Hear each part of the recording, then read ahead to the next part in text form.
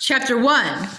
Bright red lava flowed from the volcano that marked the entrance to the hidden temple. Inside, a mighty weapon called the Craggle was nested in a glowing sarcophagus. The wizard Vitruvius stood at the temple's entrance, guarding the Craggle from the evil that approached.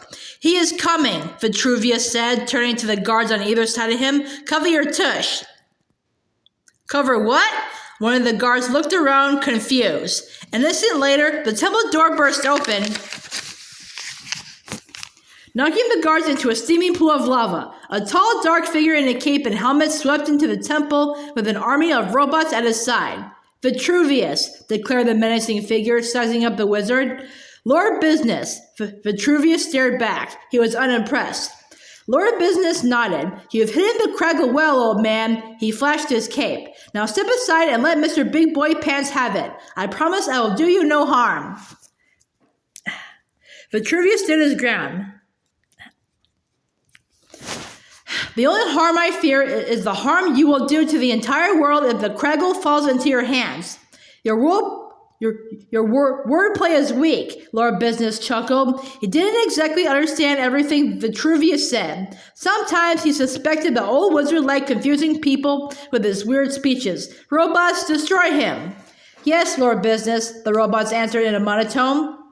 Vitruvius was not afraid. His creations could get him out of any bind. After all, he was a master builder, one of the greatest and most important people in the history of the universe. "Your robots are no match for a master builder, for I see everything," he told Lord Business. Vitruvius glanced around the temple, taking stock of the LEGO pieces that surrounded him. Suddenly, he began to construct the perfect defense, a flock of super strong eagles that could conquer even the evilest of evil lords. But before he could finish, the robots aimed a laser pointer right at Vitruvius' eyes, blinding him. "My eyes! Ow!" Vitruvius screeched, falling to his knees. Lord Business smirked at the wizard's misfortune. With Vitruvius out of the way, there was nothing standing between him and the Craggle. He swept over to the sarcophagus and threw it open. A brilliant glow burst forth, illuminating Lord Business's dark silhouette. Oh yeah, he fist pumped. "The Craggle, the most powerful super weapon, is mine." Lord Business felt overwhelmed with power at simply being near such a great and magical piece. "Now my evil power will be unlimited. Can you feel me?" "I can feel you," one of its robots replied. "Woo!" Lord Business cheered as his robots picked up the sarcophagus. "Nothing's gonna stop me now." The moment the sarcophagus was removed from its resting place, the volcano rumbled and the temple walls began to collapse. Lord Business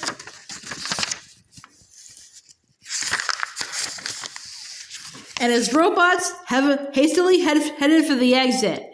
"Wait," Vitruvius moaned, "there is a prophecy."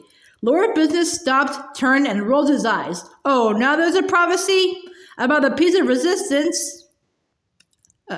Vitruvius continued. "Oh yes," Lord Business sneered, "the supposed missing piece of resistance that can somehow magically disarm the Craggle. Give me a break. Wizards always come up with the most ridiculous stuff," he thought. Vitruvius looked slightly possessed as he pronounced, "One day a talented laser fellow, a special one with face of yellow, will make the piece of resistance found from its hiding refuge underground. And with a noble army at the helm, this master builder will thwart the Craggle and save the realm, and be the greatest, most interesting, most important person of all times. All this is true because it rhymes." "Oh, that was a great, inspiring legend," Lord Business said sarcastically. "You made it up, didn't you?" He kicked Vitruvius into a pit. Then he turned and led his robot army out of the crumbling temple. "A special one? I mean, come on. What a bunch of hippy-dippy baloney."